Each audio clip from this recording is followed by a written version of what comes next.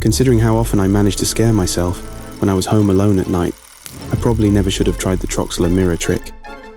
I certainly regret it now, but you know what's it like. It's amazing the things you'll do to entertain yourself when you're alone at night and can't sleep.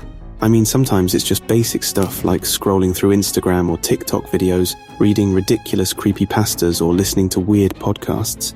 But every now and then, once in a while, you stumble upon something really different, something that you decide to try just to amuse yourself, something that you'll later wish you'd never heard of, and that makes you never want to be alone at night again. I first read about the Troxler effect on some random Reddit forum, even though I knew it was a stupid thing to do, and it always ended up either giving me nightmares or stopping me from sleeping altogether. I loved going on those weird threads that talked about freaky phenomena, real-life encounters with ghosts and cryptids and other weird stuff designed to scare you. I don't know if it's some kind of masochistic side of me, but I couldn't stop reading them. Later, when I finally put down the phone, or logged off the laptop, when I finally turned off the lights and got ready for bed, I knew I'd regret it. Then, alone in the house with only the gentle hum of the refrigerator and the occasional hiss of a passing car to keep me company, the stories would come back to haunt me.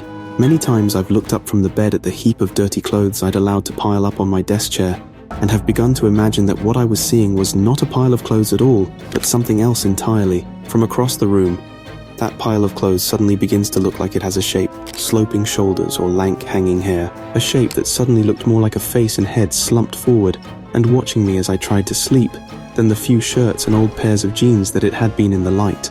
Thinking about it now, with the clarity of hindsight, if my mind could do that to a pile of clothes, then I shouldn't have been surprised by what happened with the mirror. But still, I do wonder. I wonder, because my experience was different. Yeah, there were other people on the forums screaming about the freaky stuff they'd seen when they tried it, but there was one thing they all had in common that my experience didn't. It's that thing that makes me think my version was different. The Myra game is based on something called the Troxler effect. The idea is, and this is scientific, not some made-up nonsense you find on the internet, by the way. The idea is that if you stare into a mirror at your own reflection, in low light for a long period of time, your brain begins to do some really weird stuff. It actually stops recognizing you as you. What I mean by this is that you start to hallucinate. You see things in the face that aren't there, and your brain starts to recognize the reflection as another person or thing entirely. I say person or thing, because different people see different things. Some see their own faces start to distort, as if the features are becoming larger or smaller or the skin is starting to melt. They see weird disfigurations and deformities that can be quite frightening. One guy talked about how one of his eyes changed color and then started to swell until it was the size of a golf ball and then a tennis ball, all whilst the skin around it ruptured and buckled. He didn't feel anything, but he saw it happening in the mirror. Other people start to disassociate. There are no drugs involved, nothing that would induce a hallucination other than your own brain playing tricks, but people see strangers in the place of their own reflections. Some people see relatives, others dead relatives who passed on years earlier. Other people don't see humans at all. They see their reflection change to an animal, or even a monster. This is kind of what happened to me. I was in my bathroom, staring into the mirror. I had lowered the lights, and had only one candle burning behind me. I fixed my gaze on my own eyes and stared, waiting for something to happen, but my face just started back. The same old me, glaring back. My face never changed. It stayed exactly the same, but I did see someone else. Not in the reflection that should have been mine. Not because my brain stopped recognizing my own reflection, but because all of a sudden, out of the darkness, another face appeared behind me. A thin-lined face, with eyeballs as blank as the cue ball on a snooker table. No iris, no pupil, just a ball of beige, milky white. The face had grey, chalk-dry skin and straight black lips, so dry and cracked that they looked dusty. The hair hung in long, thin strands over the face like a mesh of ancient cobwebs, and if I'm honest, I'm not entirely sure that this wasn't what they were. I tried to tell myself that it was my mind playing tricks, that I was hallucinating and that what I was seeing wasn't actually there. But if that's true, I remember asking myself, then whose hand is that, resting on my shoulder? Whose hand with its long yellowed fingernails? Whose hand that I can feel the press and weight of? That, I reasoned, is not a hallucination. Stumbling to my right, I flipped on the light switch. Nothing was there. Just me, in the room, alone. I've asked on the forums and not one account has come back anything like this. People see things for sure, but nothing like this. Definitely not behind them and definitely not touching them. A few days later, unable to sleep or even stay in the house, I moved into a hotel. It's nice to have flatmates now.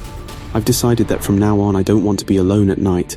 Living alone definitely can have its downsides. Sometimes it's lonely, sometimes it's boring, and sometimes there are other people there, even when you're alone. My paranormal experience is not the most glamorous of tales. It isn't a story where I swing into action, fight the monster, and emerge victorious. It isn't even a story where I run away from some horrible fiend and get my picture in the local paper as the man from the haunted house. My supernatural experience occurred in possibly the most undignified of circumstances. Whilst I was sitting alone at night on the toilet, basically, I had come home drunk and stumbled into my flat. I had made a habit of staying out late drinking with my friends almost every weekend, and though I probably wouldn't have wanted to admit it to myself, part of the reason for that was because I hated coming home to an empty house. A lot of the time, if we were out all night, either I'd crash at a friend's house on their sofa, or I'd invite one of them back to my house so we could carry on drinking. Either way, I didn't have to hear the depressing slam of the door as it closed around the quiet that was waiting for me inside. That night, though, I did have to come home. None of my friends took up the invite to come back to mine for a few, and nobody had extended an invite, so I ended up just heading back accompanied by a half-eaten pizza and a slowly developing headache. Having eaten the remains of the pizza standing up in the kitchen, I had stripped off and gotten ready for bed, climbing into the sheets and almost instantly dozing off. Unfortunately, I did not stay asleep. About 2 hours later, so probably around 4:30 in the morning, I woke up with a terrible urge to go pee.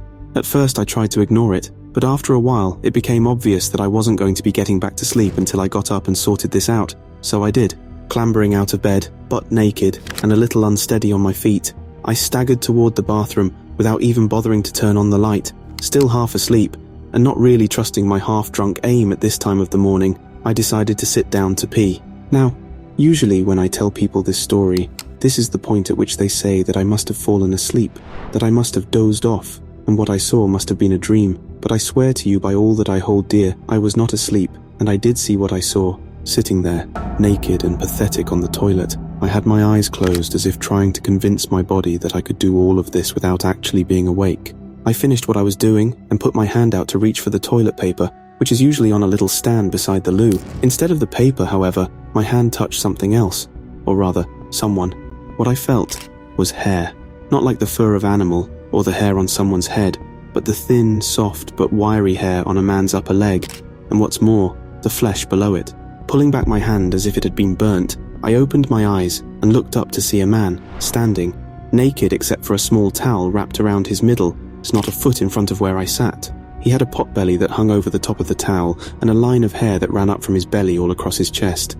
This was a contrast to his head, which was completely bald. He didn't say anything, but instead he stared at me, his eyes wide and unblinking. Then he began to open his mouth. At first I thought he was going to yawn, his mouth opening up in a similar motion, but then it just kept going. The gaping hole of his mouth got wider and wider, opening up to an impossible stretch as his eyes remained open, bulbous and staring.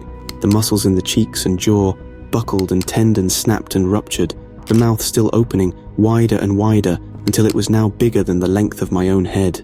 For the longest time I simply sat there, paralyzed with fear, but eventually I screamed, a high feminine scream full of abject terror, falling to one side, fearful of touching this thing that was mere inches in front of me. I tumbled to one side, onto my hands and knees, and then pushed myself up. Scrambling toward the door, I fished everywhere for my keys and bolted out into the night, leaving my front door wide open and running down the stairs naked. Around 20 minutes later, freezing cold and still without any clothes, I knocked on my best friend's front door and was finally let inside. I moved out the following day. Who the man was, where he came from, or what he wanted, I will never know. What I do know is that I am never going back there, and nowadays if I have to pee in the middle of the night, I turn the lights on first.